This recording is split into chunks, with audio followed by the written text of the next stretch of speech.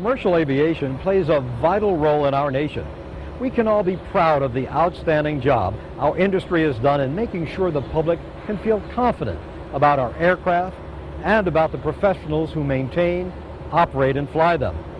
But today we face growing challenges, more flights, increased passenger loads, and greater pressure to keep things moving and on schedule. Sometimes the pressure comes from those we work with, and sometimes we put it on ourselves. Either way, this pressure can degrade the margin of safety we operate under, compromising judgment and leading to cut corners that can and have resulted in disaster. This video is intended to stimulate discussion about the pressures professionals face in commercial aviation and ways to keep these pressures from compromising our performance. These 5 videos presented here are taken from real-life incidents and portray situations our own safety experts say are common in our industry. As you watch these scenarios, consider not only the stresses the individuals depicted experience, but how their attitudes and the culture of their organizations affect their response.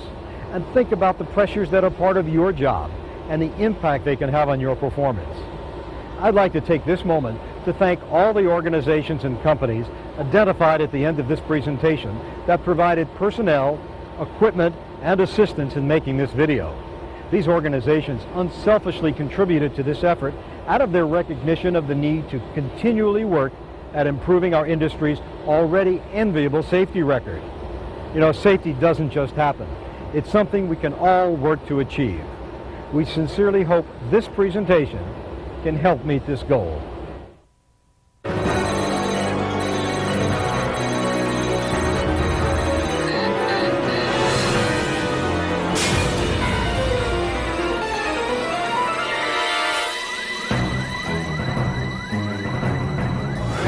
A Lear 60 had been booked to carry a passenger to his vacation home. The destination is a non-towered airport in an area of wooded rolling hills and has a localizer approach. Pilot Brent Shields, age 32, has been with the company 3 years. He moved into the left seat a couple of months ago after a more senior pilot went on to an airline. Brent was thinking about moving on to the airlines himself. Though most of the charter company's passengers were great people, he found some arrogant and demanding. Co-pilot Tracy Gray, 25, who's flying this leg, joined the company soon after Brent moved to the left seat. After working as a flight instructor and hauling checks to build turbine time, this is her first charter job. The company didn't have much of a training program, but Tracy spent a lot of time reading the manuals and feels she knows the plane more than the hours she's put on so far would indicate. In fact, others in the flight department had been impressed with her ability to quote sections of the POH verbatim. Tracy finds the systems easier to manage and the plane easier to fly than she thought it would be. The destination weather was forecast IFR, but above minimums. They've already noted there's a nearby airport with an ILS, and they have plenty of fuel on board. This is the passenger's first flight with the company. When he came aboard, he seemed to be in a bad mood or upset. He'd informed them he'd stopped using his former charter company because they were unreliable. Midway through the flight, the passenger came up to the cockpit to ask about the weather at the destination. Before the captain could answer, she told him she didn't see any problem getting in, making light of his concern. That seemed to satisfy him. A weather update revealed conditions along the remainder of the route were worse than forecast. ASOS at the destination reported ceilings were right at minimums for the localizer approach, but the winds had shifted, favoring a crosswind runway. That would require a circle-to-land approach with higher minimums. The pilot wanted to inform the passenger they might have to divert. The co-pilot figured they shouldn't say anything. They had a very good chance of making the straight in, if not the circle to land, so why upset the passenger? The captain disagreed. He went back to tell him. The passenger was upset. He was paying for a charter flight. He could have gone to the other airport with a commercial airline for a lot less. If they didn't land at the airport where his car was, it would be a waste. The captain informed him they'd do their best, but safety was their chief concern. ASOS was reporting ceilings at 700 feet, just above the minimums for the circle-to-land approach, with visibility at 1.5 miles. The co-pilot said that would be no problem and rattled off the landing distance they'd need at their weight. The captain reminded her that ASOS readings weren't always completely reliable. The aircraft was cleared for the localizer circle to land approach. The first approach they went missed, though they broke out for a moment just before applying full power. The ceilings were right where ASOS reported, but visibility only appeared to be about 1 mile in mist. The co-pilot said she was too fast by 5 knots and wanted to go back for another try. The pilot suggested they could also do the straight in, but the co-pilot said she'd prefer the circling approach. It would be good practice. ATC vectored them for another approach. The co-pilot slowed the plane down, aiming for 5 knots below the usual approach speed. This time they broke out with the runway in sight, and the co-pilot began to maneuver the plane for the circling approach. The pilot reminded the co-pilot to maintain visual contact with the runway. She said, "Roger that. I won't let it out of my sight."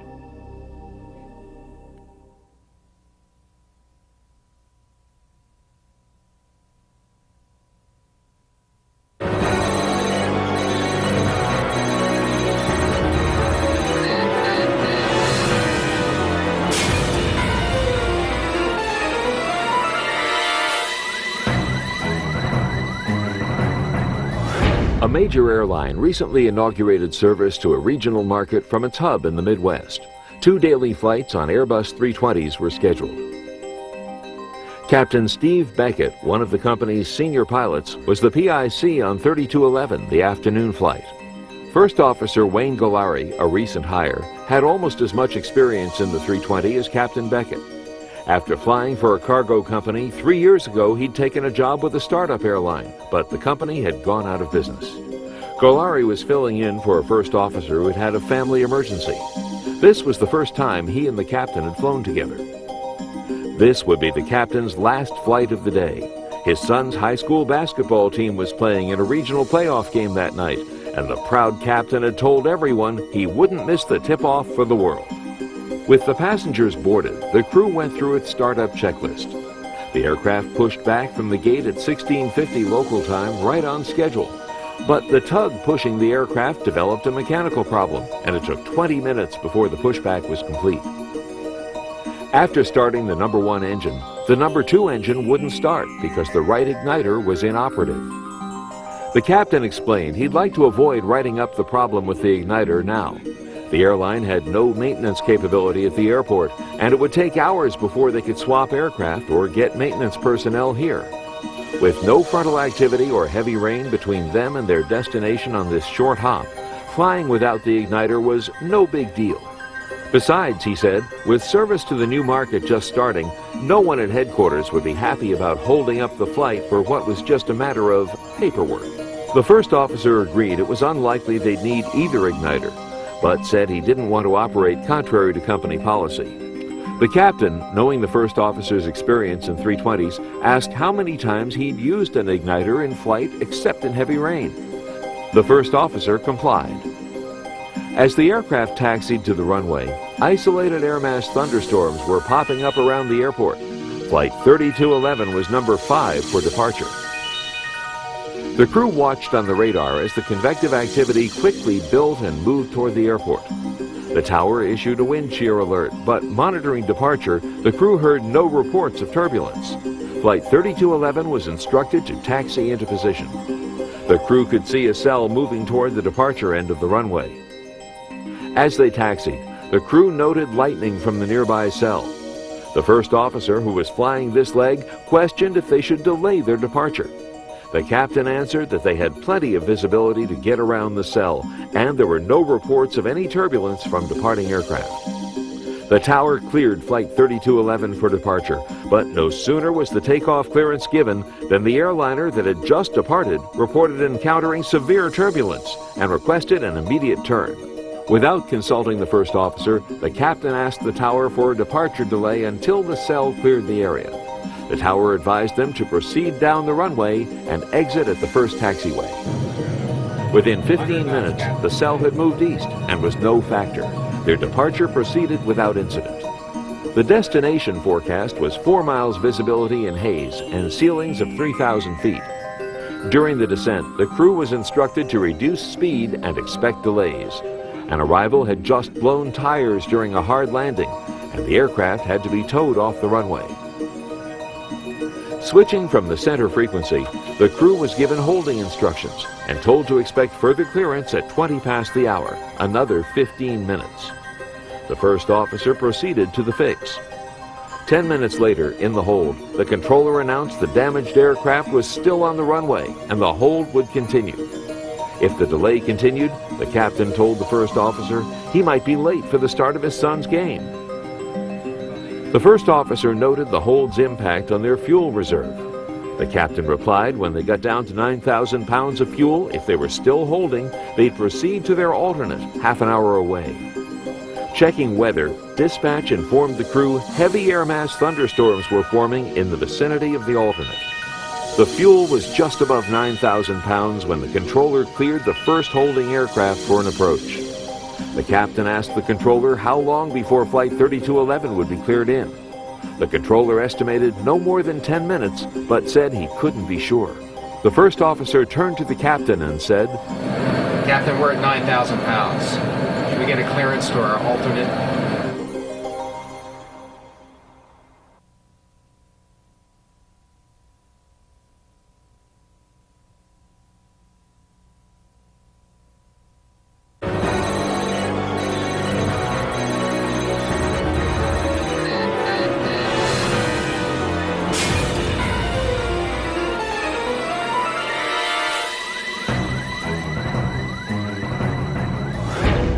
A corporate-owned King Air, operated by a professionally trained crew, was ready to depart for a 50-minute flight to the company's ranch for a weekend business retreat.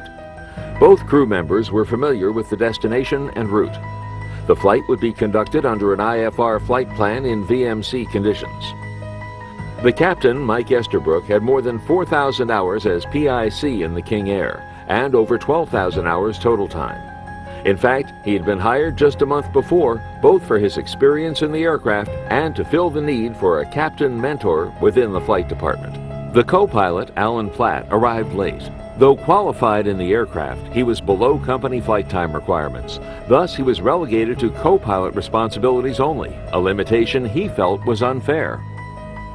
Aboard the aircraft was a member of the senior management team and his wife. Although the executive's wife was uneasy about flying, she was confident of the crew's abilities and felt better about traveling on the company planes than the airlines. Besides, everyone in the department was aware of her anxiousness and usually did all they could to make her ride especially smooth and uneventful. Maintenance had completed its pre-flight inspection and had found no anomalies.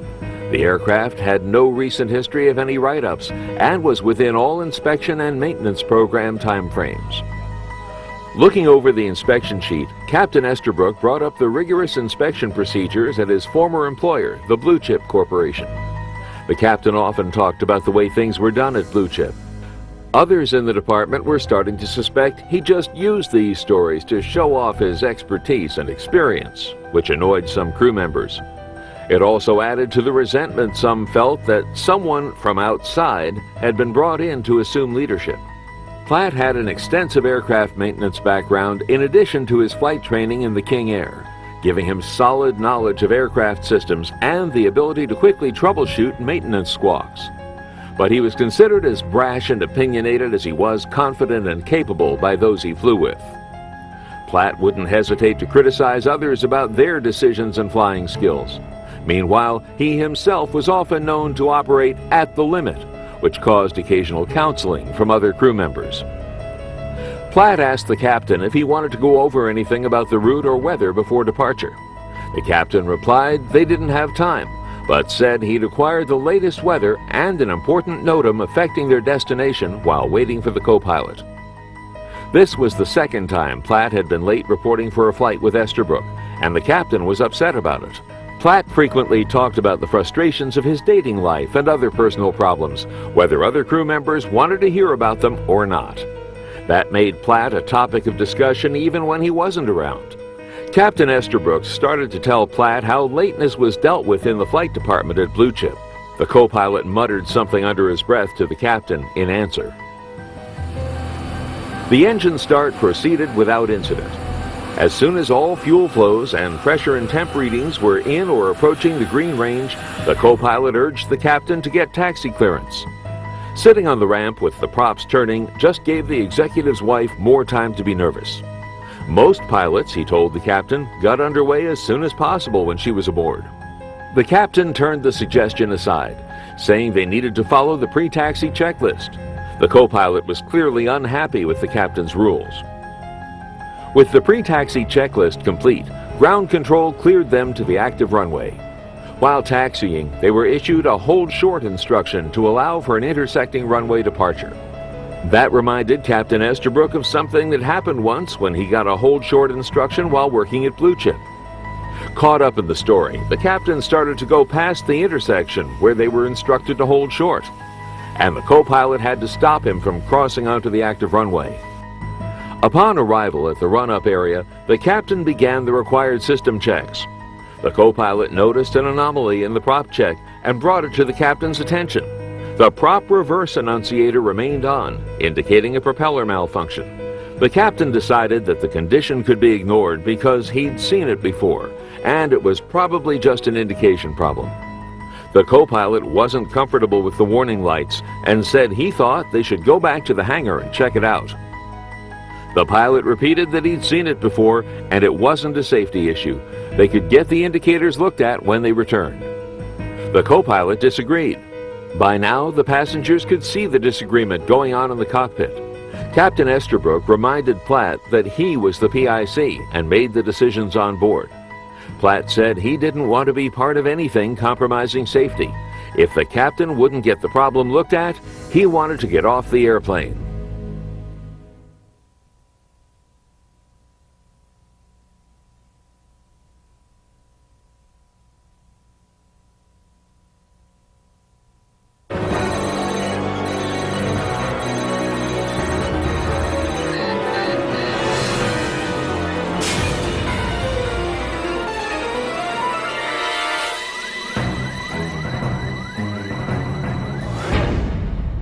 It's just past 4 p.m. in the airline maintenance hangar. The shift turned over a few minutes ago. Maintenance supervisor Craig Oleski is short one man. It was going to be a long night. Dispatch wanted the Jetstream 32 back in service the next morning. But the routine maintenance inspection had found a lot more problems than expected, and the crew couldn't fix them all by 0500. Additionally, due to route changes in the last month, 2 to 3 more planes a night were overnighting at the station, and all of them had to be inspected and serviced.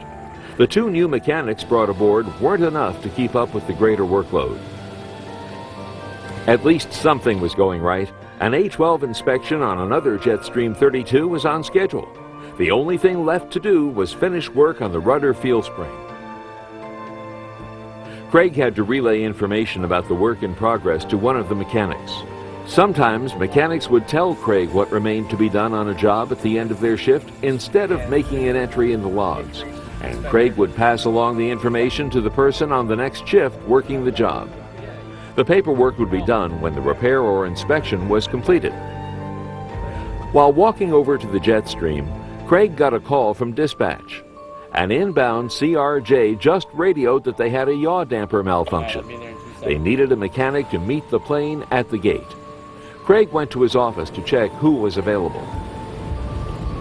Curtis Simmons, one of the new mechanics, is working on the Jetstream undergoing its A-12 inspection. This is his first airline job after working at an FBO catering to corporate aircraft. Inspecting air conditioning ducting in the rear of the aircraft, Curtis noted the installation was a 2-piece duct joined by a clamp, though the service manual showed a 1-piece duct. Curtis was reluctant to ask the mechanics on the crew about it. As the new guy, they'd already been ribbing and testing him, and this was no time for practical jokes. He decided to ask his supervisor. When Curtis found him and explained the problem, Craig said the 2-piece installation was fine as long as there was a clamp holding it in place. He explained the planes had come from another airline. The service manuals documenting the modifications were sold separately and hadn't been purchased with the planes due to the manual's high cost. Donnie Mason, a veteran mechanic with the airline, had also just come on duty. He was known as a cut-up and joker, but also as a crack mechanic. Now, looking at the work to be done in the hangar, Donnie knew the crew had to get into high gear to get the metal out the door. He'd heard the last crew say they got the rudder field spring back together on one of the jet streams, but checking the inspection sheet, saw they'd forgotten to sign it off. He went back to the tail assembly to check. While looking it over, he got a call from the supervisor. A yaw damper problem on an incoming CRJ. Donnie was to go to the gate. He signed off the rudder field spring work before going to meet the incoming plane. Meanwhile, Curtis visually confirmed the two-piece air conditioning duct had a clamp holding it in place, then went to sign off the inspection. While doing the paperwork, the supervisor called. A flight ready for pushback had a hydraulic problem, and he wanted Curtis to go fix it. Before heading to the gate, Curtis quickly finished the inspection paperwork. He'd been to the airline's maintenance course, but he'd never had to deal with a time-sensitive situation like a scheduled flight delayed by a mechanical problem. By the time Donnie got to the gate, the jet with the malfunctioning yaw damper was loading passengers for the next flight. The passenger service agent was anxious to get the plane going as quickly as possible. Donnie noted the circuit breakers for the yaw damper were popped. Checking the logs, he saw a similar problem had been reported a week ago. The breakers had been reset, and there'd been no problem since. He reset the circuit breakers, said the yaw damper was an MEL item anyway, and declared the aircraft good to go. Signed it off, everything is good to go. Yeah. Curtis, meanwhile, found himself at a Jetstream 41, facing a senior captain, the first officer, and a harried flight attendant who were upset about the delay. The captain felt the hydraulic situation was only an indication problem. Curtis thought he knew what the problem was, but in training they told him to use the checklist whenever troubleshooting a situation. However, he was learning in the maintenance hangar things weren't always done like they taught him in training. He began to review his checklist, and Curtis could feel the pressure.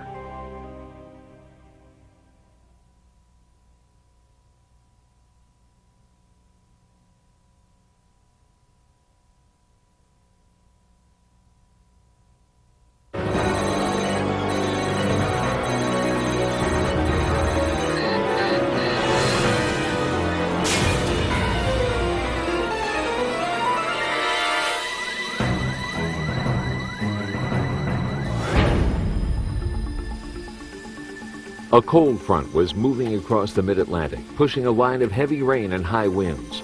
The weather was causing flight delays throughout the area. Flight 117, a regional jet inbound to Dulles International from Columbus, was one of the many aircraft held up by the weather. At the controls on this leg was Captain Mark Harmon, 51 years old. This was the last day of a 3-day trip. An 8-year veteran of the company, Captain Harmon had progressed through the Jetstream 31 and 41 fleets and had been flying the RJ for about a year. First Officer Christine Oster was hired 5 months ago. With a total of just over 1,000 hours and no turbine experience, this was her first airline job. The flight arrived at the gate at Dulles at 09:45 local time, 35 minutes late. That put them 10 minutes behind the original departure time for their outbound leg to Indianapolis, Indiana, scheduled for 09:35 local. While preparing for the next leg as passengers deplaned, the crew discovered the indicator for rudder travel wouldn't indicate full left and right travel. The captain called maintenance. Just after the last passenger stepped off the aircraft, an FAA inspector climbed aboard and announced he'd be conducting an inspection on the flight to Indianapolis. As the FAA inspector completed briefing the crew on his inspection, maintenance arrived at the aircraft. The crew discussed the rudder indicator issue with the mechanic. The crew and mechanic made several attempts to observe a malfunction in the flight control system, but found none. However, the rudder position indication was still incorrect. After consulting with flight operations and dispatch, Captain Harmon decided to swap aircraft. Meanwhile, inside the departure lounge, the passengers and the customer service agent were becoming increasingly impatient. Captain Harmon was getting impatient too. If their departure was delayed much longer, he wouldn't be able to make it to Columbus in time to make the connection for his return home this afternoon. 10 minutes later, the new aircraft arrived at the adjacent gate. Now, all the baggage and freight were transferred to the new aircraft. Finally, the baggage was reloaded, passengers boarded, and the pre-flight checklist completed. Flight clearance and taxi clearance were received at 11:20 local, 1 hour and 45 minutes later than scheduled departure time. A construction project was underway in the ramp area, and the instructions given to avoid the obstructions were complex. The captain taxied the aircraft. At the end of ramp control area, First Officer Oster called ground control and received a clearance to taxi on taxiway Zulu and hold short of Yankee 7 for a runway 1 left departure. The crew was normally routed down taxiway Yankee directly to 1 left and was confused by the unusual taxi instructions. Shortly after they began taxiing on Zulu, the controller instructed them to look for a 737 on taxiway Yankee as they got closer to the runway. Focused on looking for the 737, the captain crossed taxiway Zulu and proceeded onto taxiway Yankee, constituting an incursion. The ground controller and the FAA inspector both noticed the mistake after the aircraft was established southbound on taxiway Yankee. The controller cleared the aircraft back onto taxiway Zulu, and the crew apologized to ATC and to the inspector. The rest of the takeoff and departure proceeded normally. This was the first officer's leg to fly, while the captain handled the radios. But it was clear he was still concerned about missing his flight back to Dulles. Though the low producing the storms created several areas of turbulence, the captain encouraged the first officer to keep the speed up while en route to Indianapolis, and even pushed the power levers forward after the first officer set cruise power. As they started their descent, the first officer pulled the power back, but the captain reminded her of the urgency of making his connecting flight. He pushed the power levers forward to maintain higher speed in the descent, though he didn't exceed any speed restrictions. After being handed off to Indianapolis approach, the crew was vectored for the ILS runway 23 right approach. The wind was 310 degrees at 15, gusting to 22 knots, creating a strong crosswind from the left. The captain asked the first officer if she was comfortable handling the crosswind. She replied in the affirmative. As they continued the approach, the first officer suggested they ask for a circle to land on runway 32, as the ceilings were high enough to allow for the procedure.